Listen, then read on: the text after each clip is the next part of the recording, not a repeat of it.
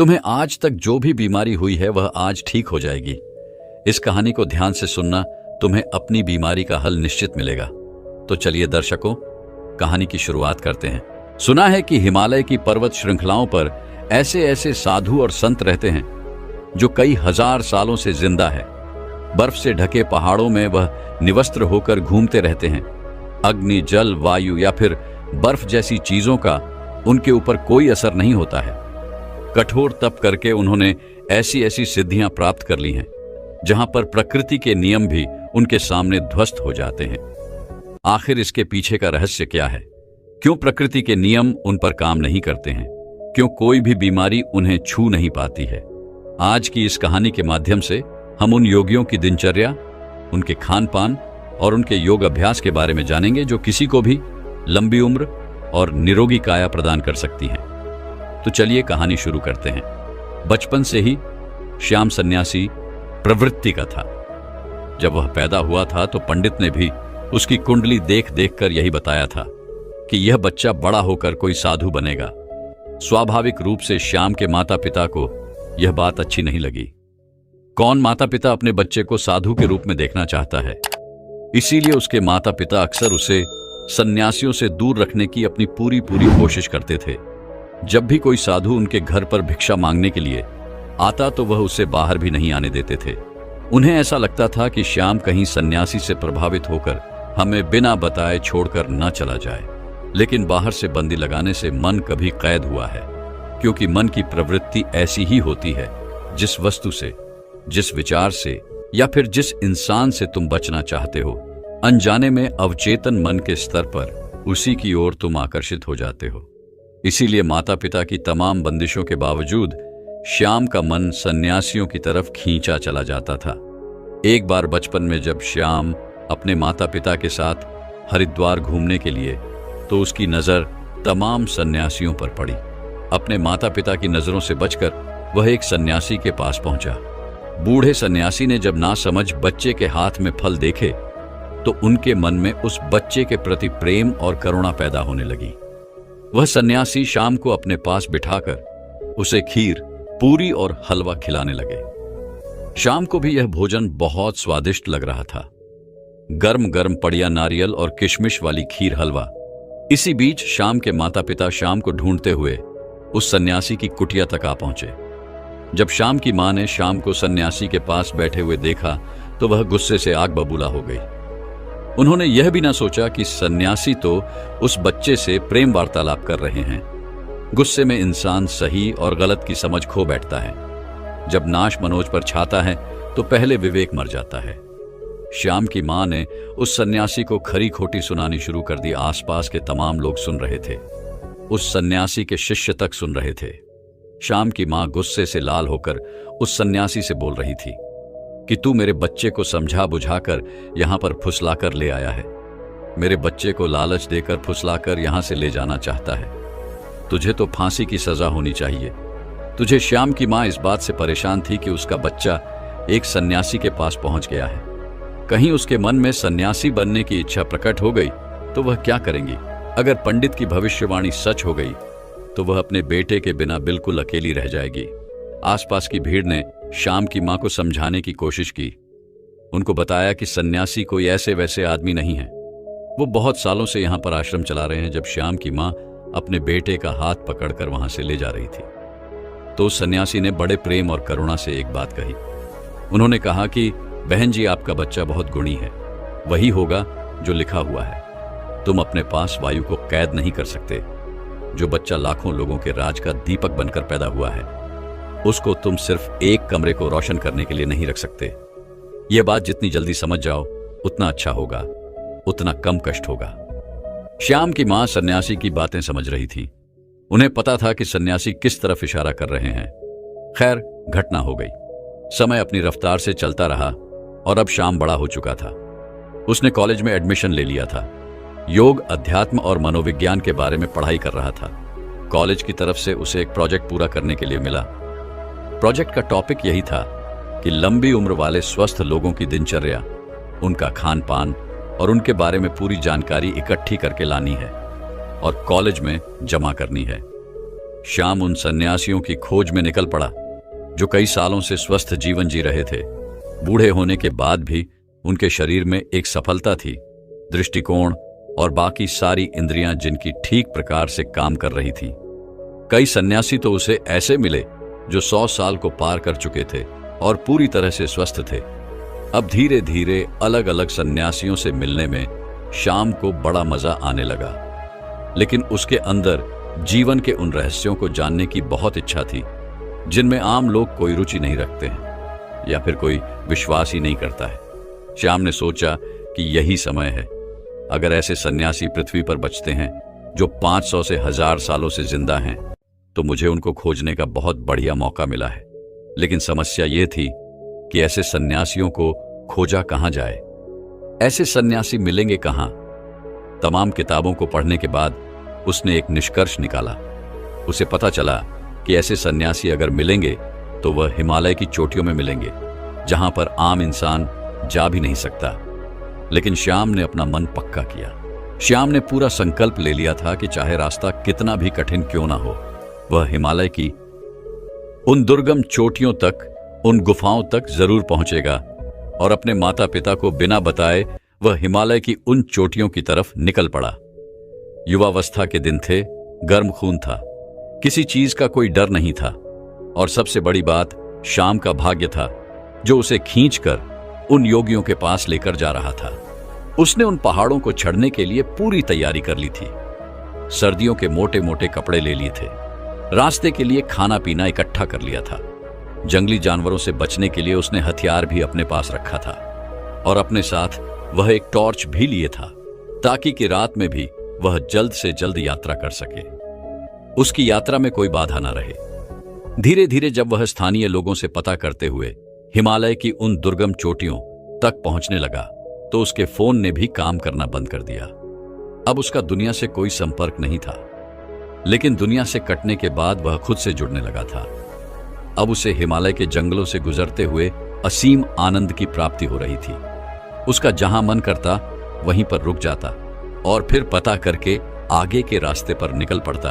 उसे नहीं पता था, उसे कोई अंदाजा नहीं था कि वह ऐसे योगियों से कभी मिल पाएगा कि नहीं, लेकिन मन में इच्छा थी, पूरा विश्वास था और इसीलिए वह अपने रास्ते पर आगे बढ़ता जा रहा था।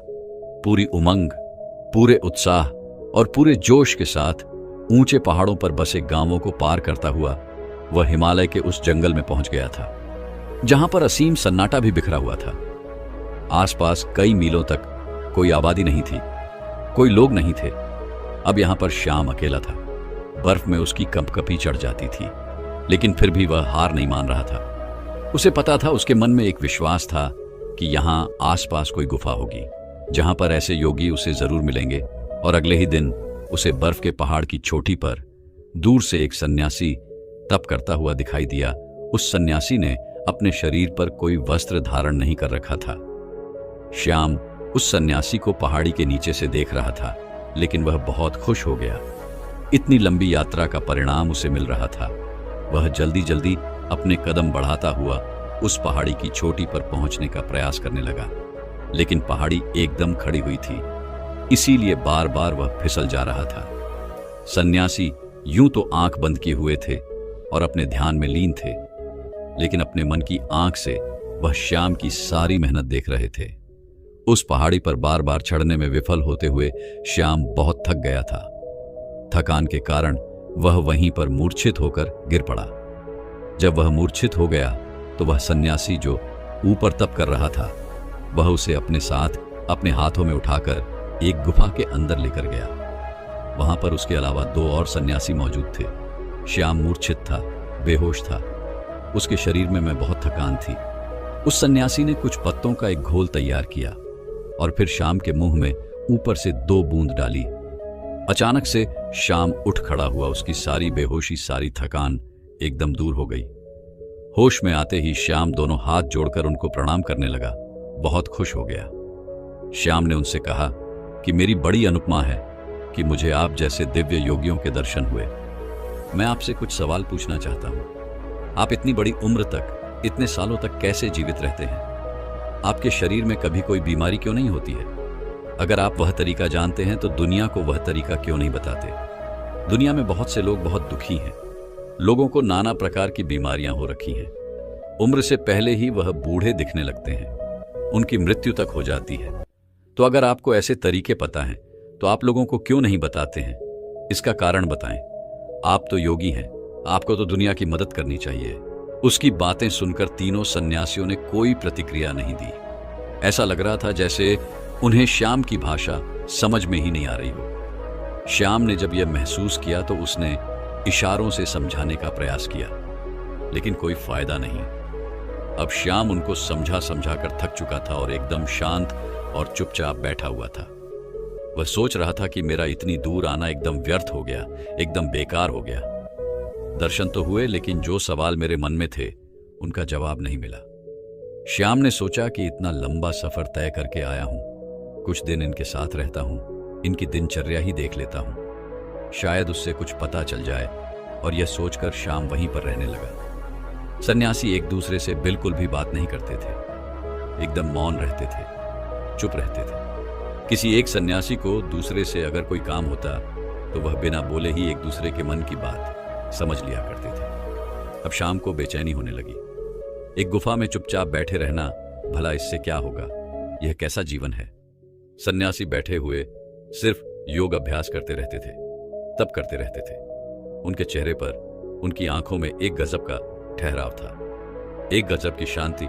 जो भी उनके मुखमंडल की आभा को देख ले तो उनकी तरफ आकर्षित रहे बिना रह नहीं पाए। श्याम ने पाया कि सन्यासी खाना बहुत कम खाते थे और जो भी खाते थे उसे पूरे मन से बनाते थे, पूरे भाव विभोर होकर बनाते थे। सुबह ब्रह्म मुहूर्त में उठना, ठंडे पानी से स्नान करना और फिर सर्दियों की धूप में बर्फ पर बैठकर ध्यान साधना करना, यही उनका काम था। 2 दिन तक उनके अनुसार काम करने के बाद वहां रहकर श्याम उठ चुका था। वह ना किसी से बात कर पा रहा था, न अपने मन के सवालों को शांत कर पा रहा था। 3 दिन बाद श्याम ने वहां से जाने का निश्चय किया।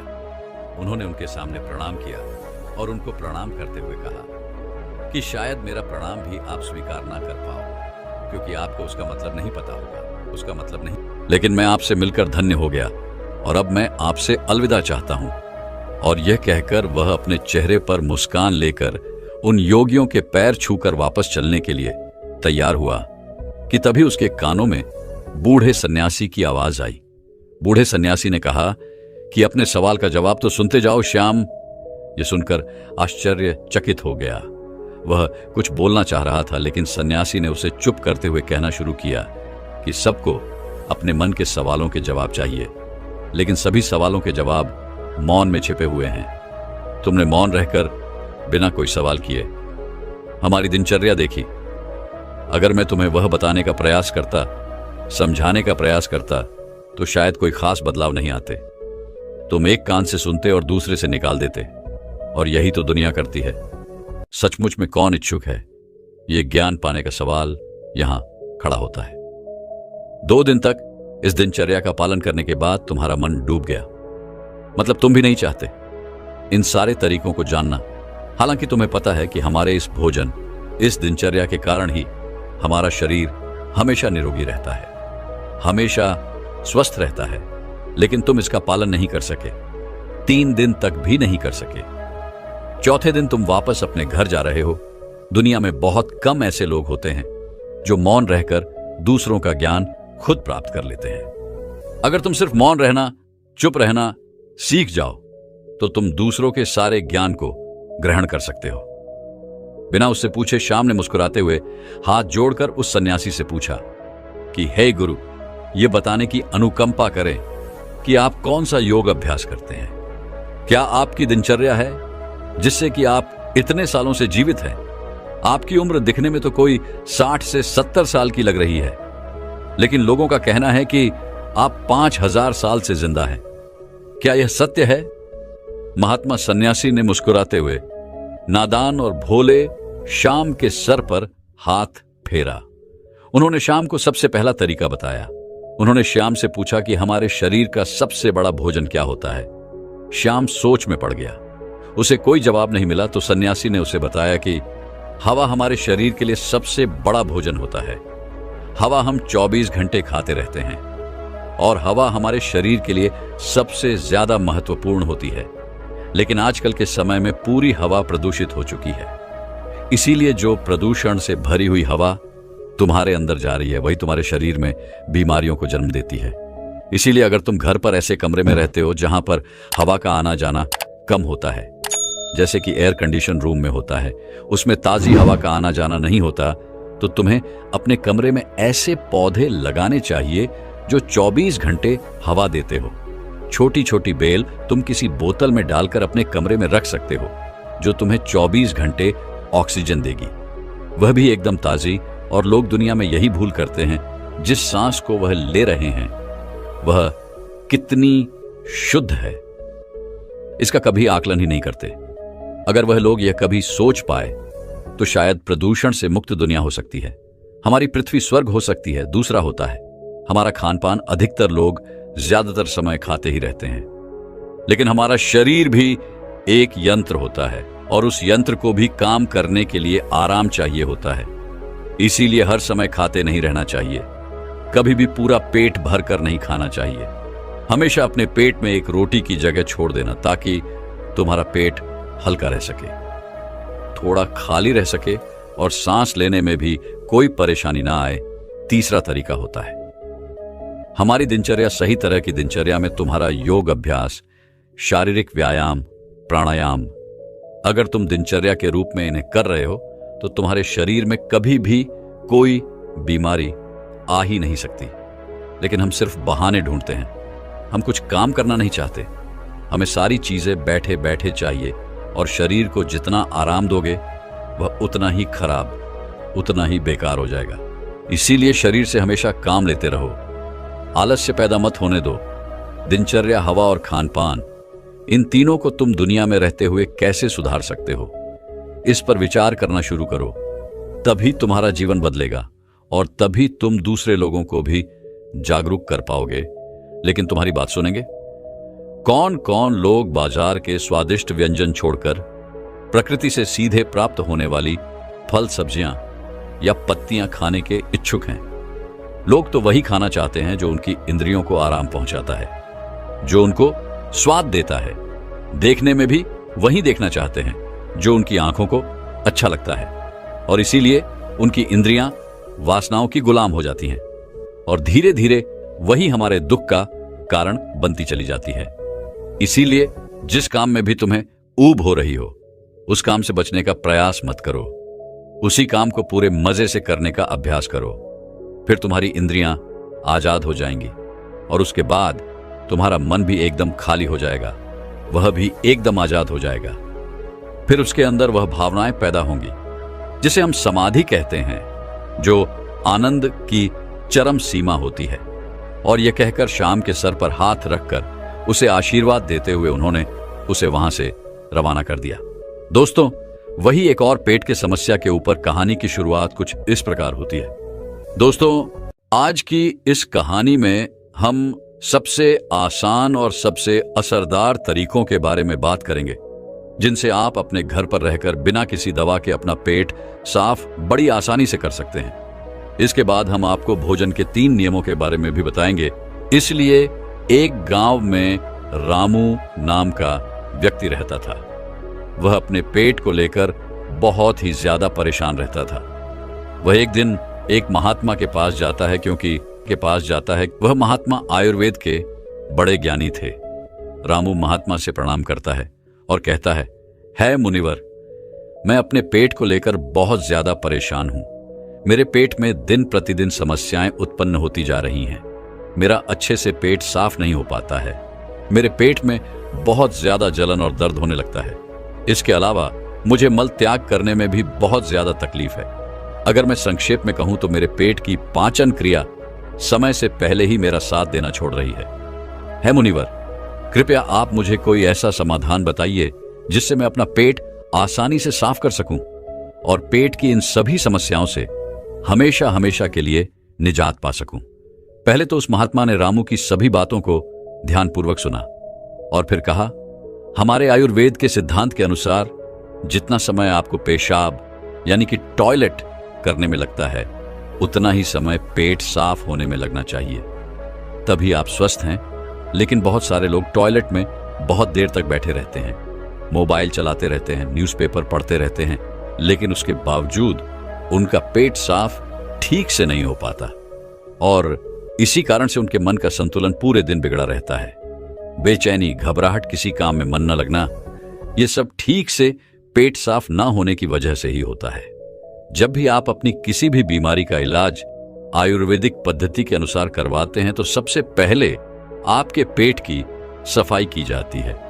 ये अपने आप में पूरा इलाज नहीं है, लेकिन यह शरीर के सुधार के लिए बुनियादी वातावरण पैदा करता है। कोई भी दवा तभी ठीक प्रकार से काम करेगी जब आपका पेट साफ होगा, वरना तो आप कितनी भी दवाइयां लें, कितना भी इलाज कराएं, कोई फर्क नहीं पड़ने वाला। शरीर हमें संकेत भेजता रहता है कि हमारा पेट साफ ठीक से नहीं हो पा रहा है। जैसे कि पसीने में से दुर्गंध या मुंह में से दुर्गंध, अगर वहां से दुर्गंध आ रही है तो हमें समझ जाना चाहिए कि हमारा पेट ठीक से साफ नहीं हो पा रहा है और हमें इसका हल ढूंढना होगा। ठीक से नींद ना आना, मानसिक समस्याएं, ये सारी चीजें पेट साफ न होने के कारण ही पैदा होती हैं। फिर रामू ने कहा कि महात्मा, हमें अपना पेट साफ कैसे करना है? महात्मा ने कहा, आज मैं आपको पेट साफ करने के लिए कुछ प्रभावी आयुर्वेदिक जड़ी बूटियों और तरीकों के बारे में बताऊंगा। ये जड़ी बूटियां आपको कब्ज से भी छुटकारा दिलाने में मदद करेंगी। महात्मा की इन्हीं बातों को सुनकर रामू बहुत ज्यादा खुश हो जाता है और कहता है, महात्मा, कृपया आप मुझे उन सभी तरीकों के बारे में जानकारी दो जिससे मैं अपना पेट हमेशा के लिए स्वस्थ और साफ रख सकूं। इसके बाद महात्मा पहला तरीका बताते हुए कहते हैं, सबसे पहले हमें यह समझना चाहिए कि आज के समय में हमारी दिनचर्या और हमारा खान पान पूरी तरह से बदल चुका है और उसी बदलाव की वजह से हमारे शरीर में नाना प्रकार की बीमारियां पैदा होती हैं और हमारा पेट भी ठीक से साफ नहीं हो पाता। उदाहरण के लिए, आज के समय में ज्यादातर लोग फ्रीज का पानी पीते हैं जो कि बहुत ठंडा होता है, और जितना ठंडा पानी आप पिएंगे आपके पेट में जमा गंदगी उतनी ही सख्त होती जाएगी और इसी कारण से कब्ज जैसी बीमारियां पैदा होती हैं। अगर पानी को गर्म करके गुनगुना करके पिया जाए तो पेट की गंदगी बड़ी आसानी से बाहर आ पाएगी। सुबह उठते ही 2 ग्लास गुनगुना पानी करके आराम से घूंट घूंट करके पिए। कुछ लोगों को लग रहा होगा कि घूंट घूंट पानी करके पीने में बहुत समय लगेगा, लेकिन अगर यहां पर समय नहीं लगाएंगे, टॉयलेट में समय लगेगा। यह सबसे आसान और घरेलू नुस्खा है जो सब लोग अपना सकते हैं। बस संयम और नियम की जरूरत होती है। देखिए, ठीक तरह से पानी पीना आपकी बहुत सारी बीमारियों को खत्म कर सकता है। जितना हो सके दिन में ज्यादा से ज्यादा पानी पिए, लेकिन याद रहे, ठंडा पानी पीने की बजाय गर्म करके एक गुनगुना पानी पिए। आजकल बाजार में ऐसी बोतलें भी आती हैं कि जिनमें आप जैसा पानी डालेंगे पानी वैसा ही रहेगा, तो आप ऐसी बोतल ले सकते हैं और पानी गर्म करके गुनगुना करके उस बोतल में डाल सकते हैं। और जब भी आपको जरूरत महसूस हो, आप दिन में उस पानी को पी सकते हैं। लेकिन पानी के संबंध में एक बात जरूर याद रखना कि खाना खाते ही पानी नहीं पीना है। इससे आपकी पाचन क्रिया बाधित होती है। हमारे पेट में जठराग्नि जो होती है वह खाने को पचाने का काम करती है, और जब हम खाना खाने के बाद झट से पानी पी लेते हैं तो जठराग्नि नामो निशान हो जाती है और हमारा खाना ठीक से पचा नहीं पाता। इसीलिए खाने के तकरीबन आधे से पौने घंटे तक पानी ना पिए। यह भी पता होना चाहिए कि पानी को किस तरह से पिए। एक तो खड़े होकर पानी ना पिए। खड़े होकर पानी पीने से घुटनों में और जोड़ों में दर्द की समस्या पैदा होती है। पानी को बैठकर घूंट घूंट करके पिए, वहीं पानी सबसे ज्यादा लाभकारी होता है। इसके बाद महात्मा ने रामू को दूसरा तरीका बताते हुए कहते हैं कि खाना खाने के बीच में कम से कम 5 घंटे का अंतर होना चाहिए, जिससे कि जो खाना आपने खाया है वह ठीक से हजम हो सके, उसका पाचन ठीक से हो सके। जब हमारा शरीर पाचन प्रक्रिया कर रहा होता है तब शरीर के बाकी क्रियाएं धीमी रफ्तार पर चलने लगती हैं। कोशिकाओं के स्तर पर शुद्धकरण धीमी रफ्तार पर चलने लगता है और इस कारण शरीर अपनी गंदगी खुद साफ नहीं कर पाता। लेकिन अगर आप खाने के बीच में कम से कम 5 घंटे का अंतराल देते हैं तो इससे आपके शरीर को पर्याप्त समय मिलता है उसकी कोशिकाएं खुद अपनी गंदगी, अपने शरीर की गंदगी साफ कर सके। पश्चिमी भाषा में हम इसे इंटरमिटेंट फास्टिंग भी बोलते हैं, लेकिन इंटरमिटेंट फास्टिंग में ज्यादा समय तक भूखा रहना पड़ता है। उसको हम अर्ध उपवास भी बोल सकते हैं। अब महात्मा ने रामू को तीसरा असरदार तरीका बताते हुए कहते हैं, अपने पेट को साफ करने के लिए हमें यह समझना होगा कि जो लार होती है वही हमारे खाने को पचाने का काम करती है। जितनी ज्यादा मात्रा में लार पैदा होगी उतनी ही आसानी से खाना पच जाएगा। कुछ लोगों का मुंह हमेशा सूखा सूखा रहता है, उसमें लार पैदा नहीं होती, इसीलिए उनका खाना ठीक से हजम नहीं हो पाता। इसके लिए जरूरी है कि हमारा शरीर सही मात्रा में लार पैदा करे। उसके लिए हमें ज्यादा से ज्यादा सलाद खाना चाहिए। सलाद खाने से लार पैदा होती है, फाइबर होती है उसमें, जिससे हमारा खाना आसानी से हजम हो जाता है। इसके अलावा खाना खाने के बाद कुछ मीठा खाया जा सकता है। जिन लोगों को शुगर या डायबिटीज नहीं है वे आसानी से मीठा खा सकते हैं, और वो मीठा खाने के कारण उनके शरीर में लार पैदा होने लगती है, जिससे कि पाचन प्रक्रिया आसान हो जाती है। अगर आप सलाद को खाना खाने से पहले खाते हैं तो वो ज्यादा लाभकारी होता है।